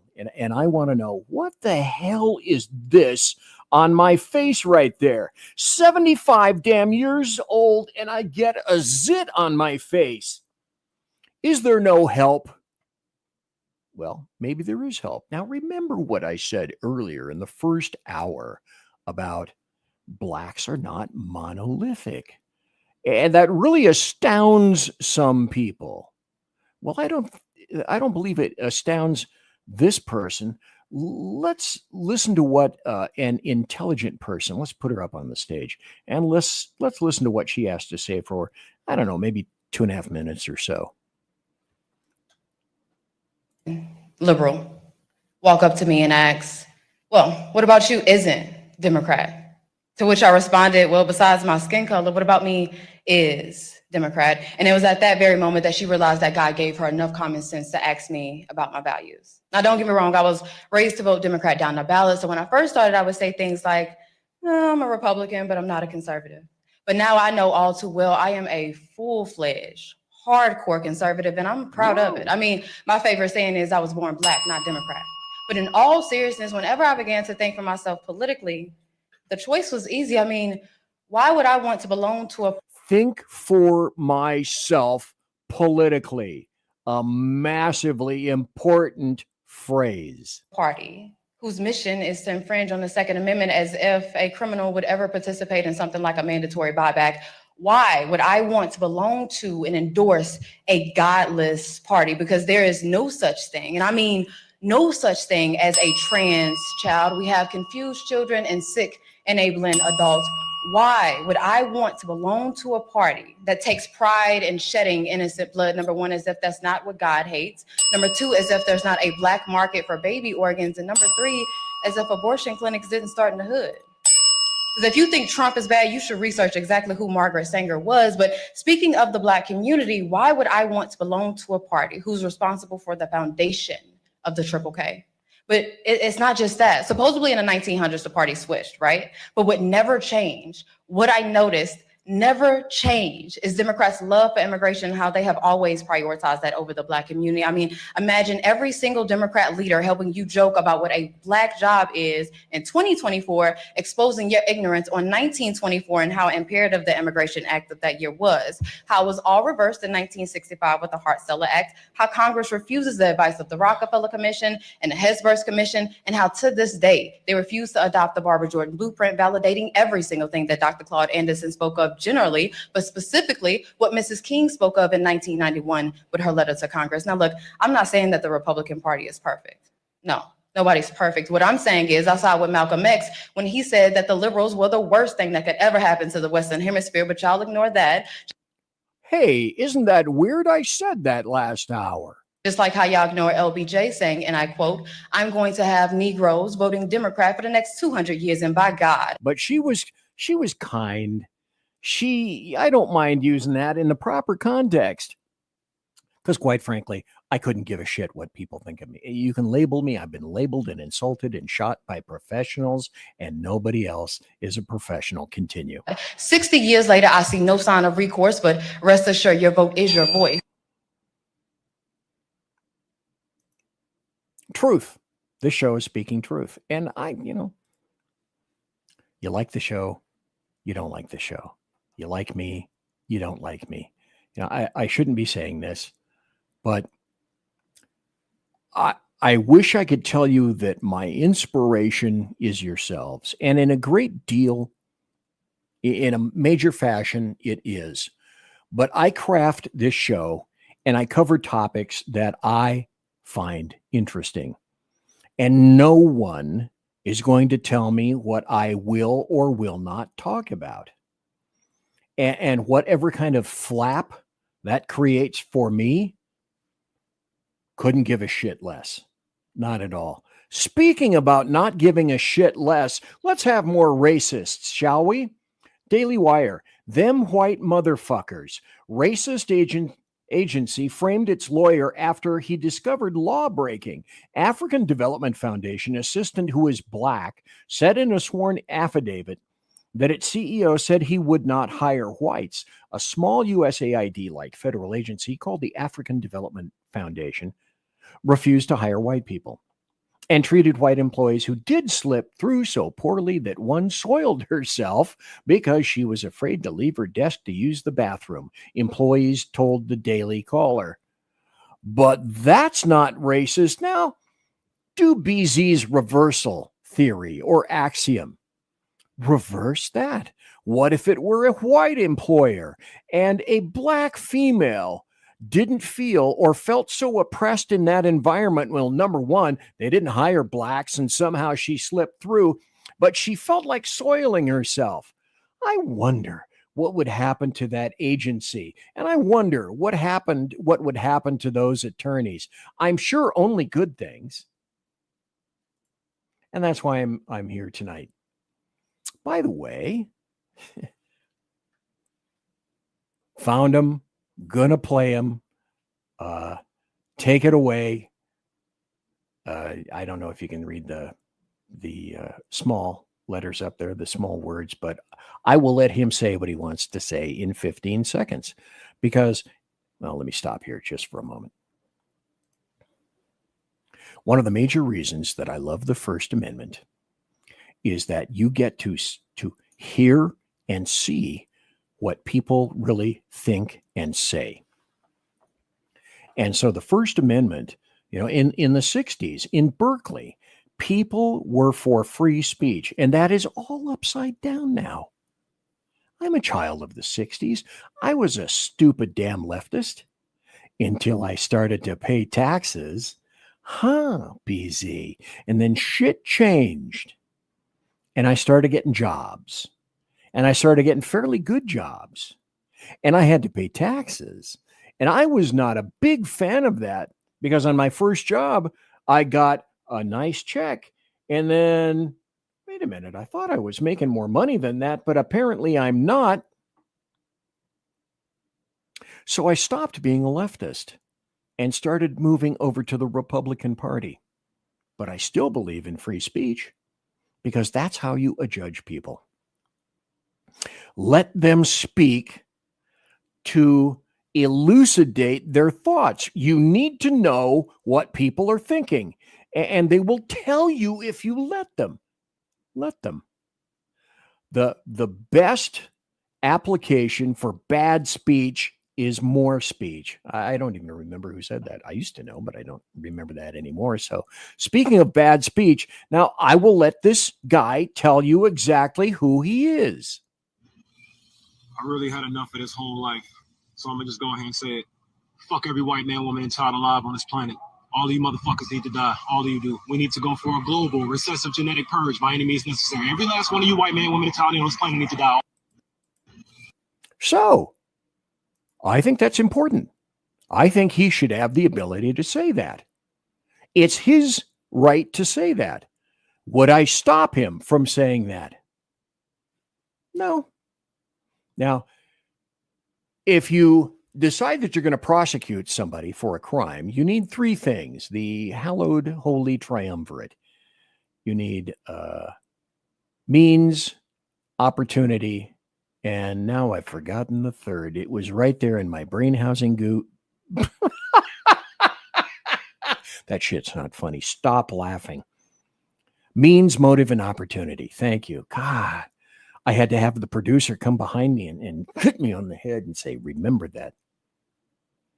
So is this a crime? I'll let somebody else worry about this. Now, I've got time for probably a few more stories because I'm not going to be going into overtime because at the end of 2 hours, I'm sure that you've gotten the point. And the point, especially in the Bay Area, the San Francisco Bay Area, in California, always spell it with a P, the dirty little secret, the dirty little lie is out. Asian violence in the Bay Area. Asians, and you did not talk about this at all for decades. Not in the Bay Area. Certainly not in Silicon Valley. But it's out. And people now write about it. And it's about damn time. Dirty secret of black on Asian violence is out. San Francisco, by the way, this is an article back from 21.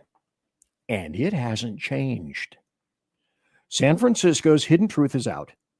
That's what community organizer Carol Moe calls the realization that Asian residents are being targeted for robberies, burglaries, and intimidation by young black men. It is San Francisco's dirty little secret, said Mo, a former safety network community organizer in the Sunset District. It's not news to us. Now, let me fill in the gaps that nobody in that was from SF Gate, which used to be the San Francisco Chronicle. And the reason for that is because of Thug's Law, the 80-20 rule.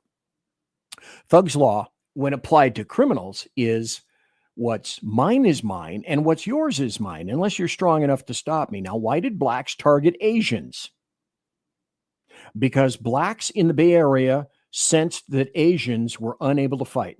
They were smaller, they were better targets, women, children, younger Asians. The stature was not the same. They weren't walking around being bodybuilders, and I'm sorry if you don't like that typification of Asians in the Bay Area. Seen it, watched it. Don't give a shit what you think about that, but the truth is now out. Asians made great victims. You may as well have taken a paintbrush and gone V on your forehead. I'm not speaking out of turn. I'm just telling you how things are and how things were. Praying for me all week. Oh, this is one of our favorite pastors ever, because Democrats aren't racist, are they? And we can't have black racists. That just doesn't happen. There is no PZ. God, you need to be beaten. There is no such thing as a black racist. Well, let's put him up on the stage and listen to Pastor Jamal Bryant. Praying for me all week. You've been nervous all week, but I ain't afraid of the spooks that sat at the door. These runaway slaves hiding in the White House gonna throw my picture up thinking that I'm gonna be afraid. If you got real courage, don't show my picture. Show the picture of the one that fired the black joint. Oh, he's going to get wound up now, folks. All you spooks in the White House. Chief of staff from the military. If you gonna show a picture of the CEO of Target, Walmart, McDonald's, and Amazon that does not recognize black dollars or black business. Bullshit. If you gonna put up a picture of the state legislators in Florida that are banning black books. If you gonna put up a picture. I'm sorry, almost. Bullshit. Put up the picture of the one who is stealing classified information from the IRS and Social Security. Bullshit. If you gonna put up a... I'm sorry. This asshole does nothing but lie. But look at the crowds. Look at all the people that are out there that are buying the Demorat racist bullshit. And again, that's part and parcel of the show. Demorats are leftists. Demorats are racists. And the people that follow them are racists. Can blacks be racist? Oh, hell yeah. Can whites be racist? Oh, hell yeah. They come in all shapes, sizes, and colors. And that's the portion that I was addressing tonight. Here's lovely Al Sharpton from the Washington Free Beacon. Al Sharpton uses MSNBC airtime to promote DEI boycott on Pepsi. Now, why is this necessarily, it's a thing. Why is it a thing? Al Sharpton used MSNBC airtime to promote a DEI-related boycott of PepsiCo that he launched through his activist group, National Action Network.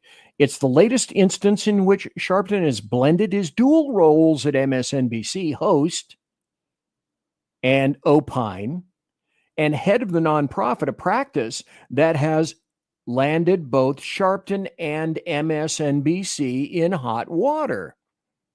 Because there's something about a little conflict of interest there.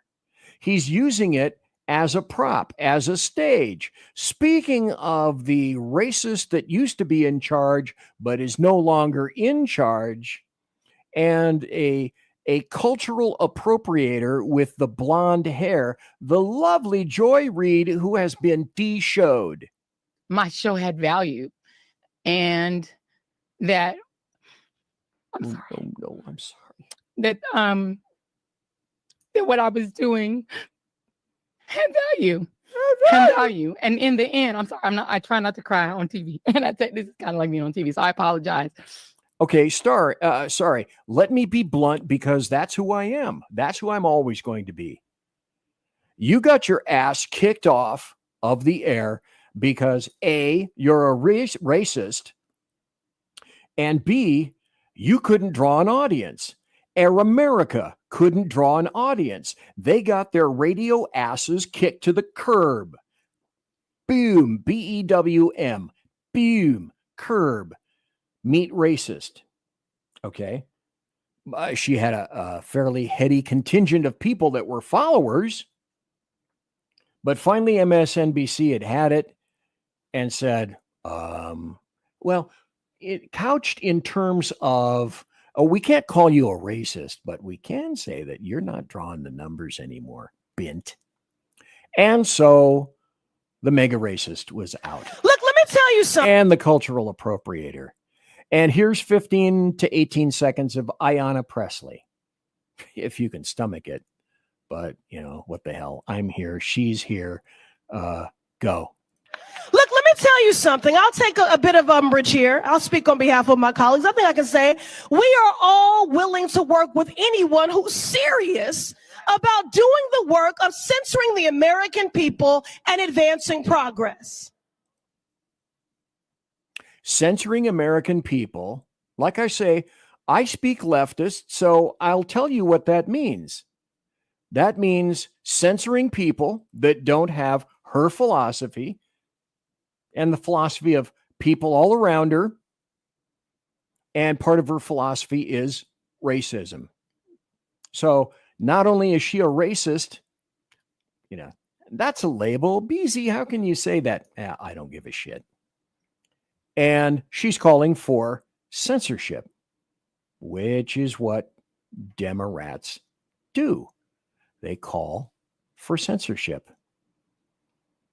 Damn, I was hoping to get through more articles than this.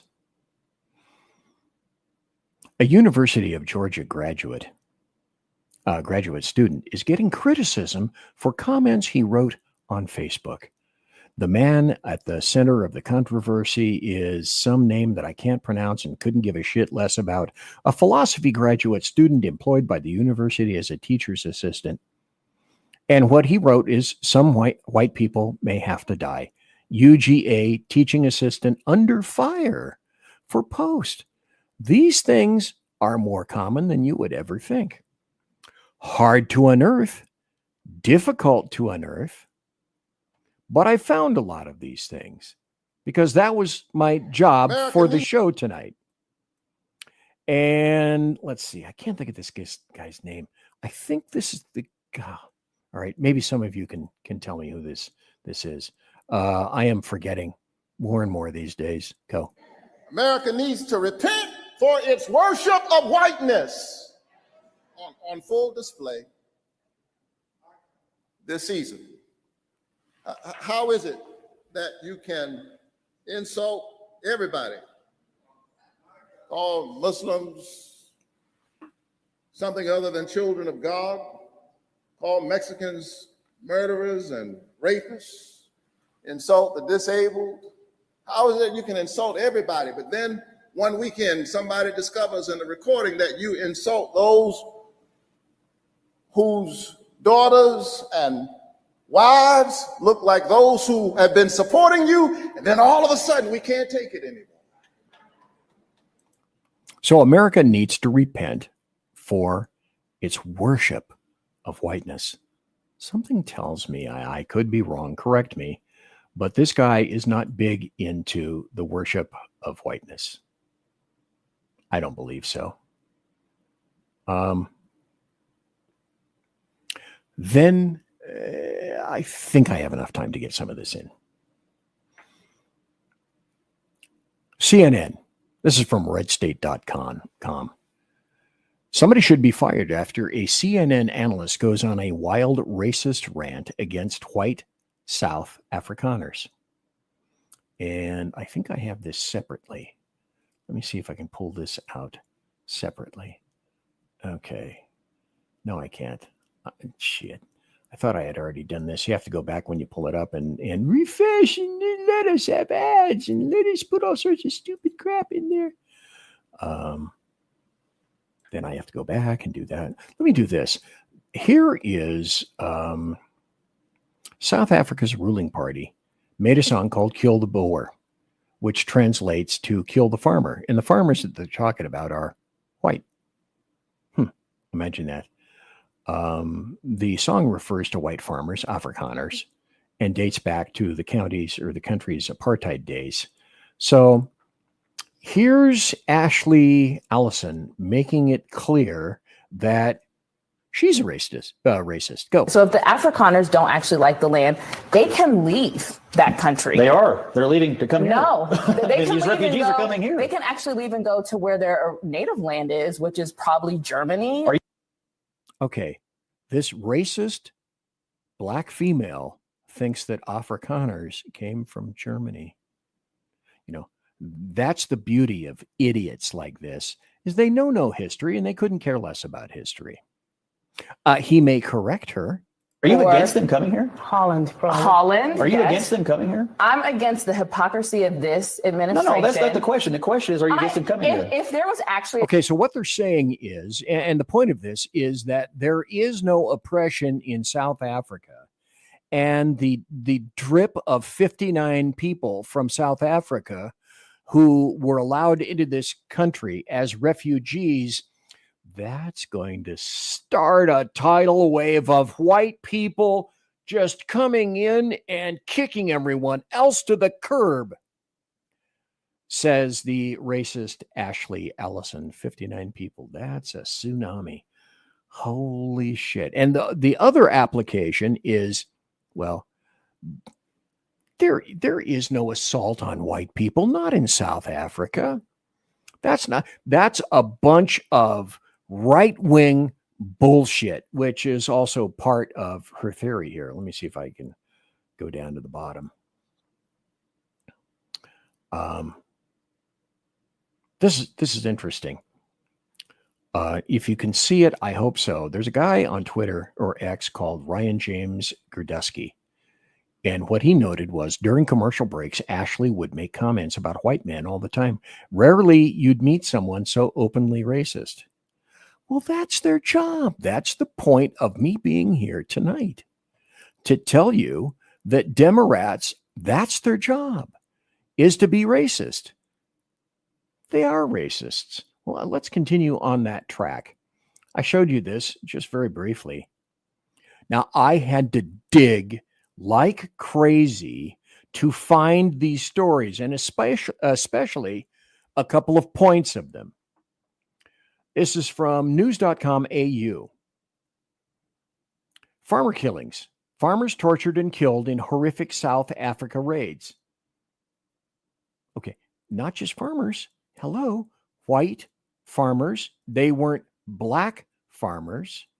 And then also, let me put this up so that you can at least see the headline. Farmers erupt over brutal slayings in South Africa. The brutal torture and slaying of farmers has stoked fury on the streets of South Africa, where protesters have stormed a courthouse. But that's not happening. Whites are not being killed in South Africa. That's a bunch of right-wing bullshit, obviously. Then I found an article on Newsweek. A white farmer is killed every 5 days in South Africa, and authorities do nothing about it, activists say. Now, you can't believe that, and you sure can't believe Newsweek, can you? Oh, hell no. And then I found, let's come up here. Here's another, and I think this is the one that I have on video that I can play for you in just a moment. Do actions have consequences? Well, it would appear they do. Farm attacks in South Africa allegedly surge after EFF sings Kill the Boer song. That's the white farmer. So let me pull this down and I'll go look for another one. I got a couple of minutes left. This is from defenseweb.com. And this headline and story says 8 farm murders in 6 weeks. The Freedom Front Plus recorded 8 farm murders in the 6-week period following a court ruling that the Kill the Boer song was not hate speech. Why would it be? It's South Africa. Well, what does South Africa have to do with racists? Black Democrats are saying that whites aren't killed. It's not happening in South Africa. Crime is rampant. Criminals are killing everybody, and nobody is targeting whites. To which I would reply something very similar to bullshit alert. I found another article from The Spectator. What's the truth about South Africa's genocides of white farmers? Now, this is interesting. Note, as I say, how leftist articles are crafted.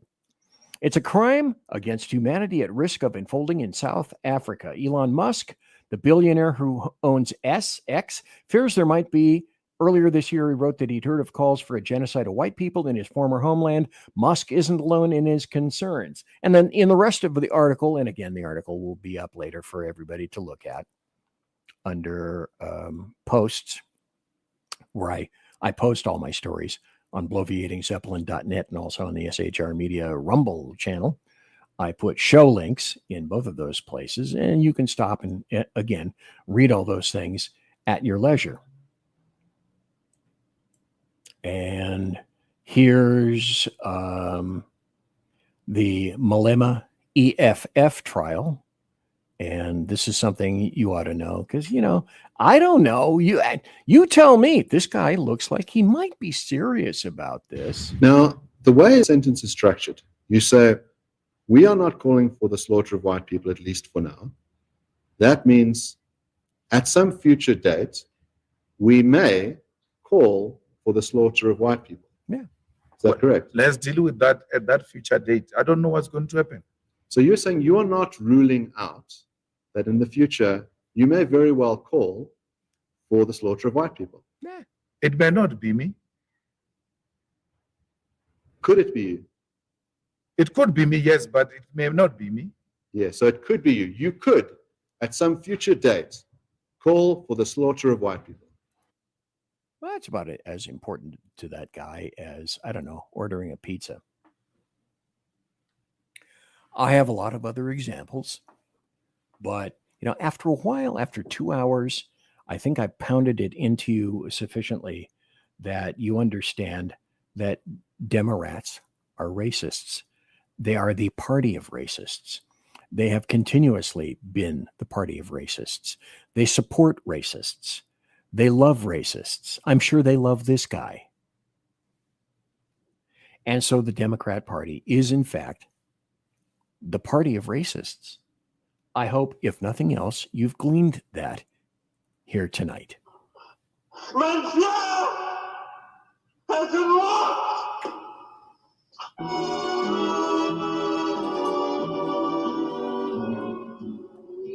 So, ladies and gentlemen, boys and girls, children of all ages, thanks so kindly for being here tonight and spending your very valuable time. 38 people watching live right now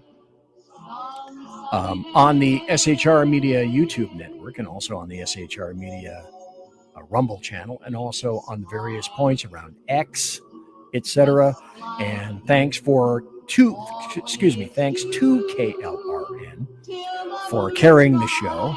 They're going to carry it in podcast tomorrow, and I'll be posting the show a little bit later myself.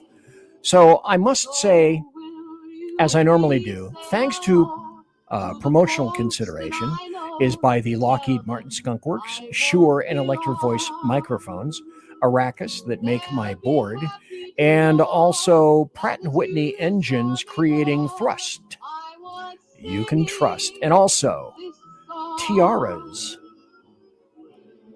are by My Little Pony. Thanks to everybody for listening in. Thanks for being in podcast. Really appreciate everybody for being in chat. It's always a wonderful, wondrous time to see you in chat. Thanks to my KC-135 Kettle One refueling team with whom I will be consorting in just a few minutes. Everybody, God bless. Take care. Be safe. Good night, everybody. Good night, Mama. Good night, Ben. Good night, everyone. Good night, Mama. Good night, Daddy. Good night, children. Good night, Daddy. Good night, Elizabeth. Good night, John Boy. Good night, Jim Bob. Good night, Jim Bob. Good night, Jim Bob. What's going on? I was asleep. What's everybody doing? Good night, Jim Bob.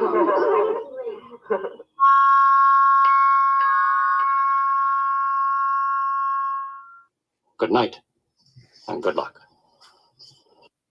One final thing, now that there isn't music playing, I want to remind everybody that your being here is very important to me. I said that, I don't really care if you, I do. I am honored by the fact that so many people come and watch me so late at night and then perhaps listen to my podcasts later.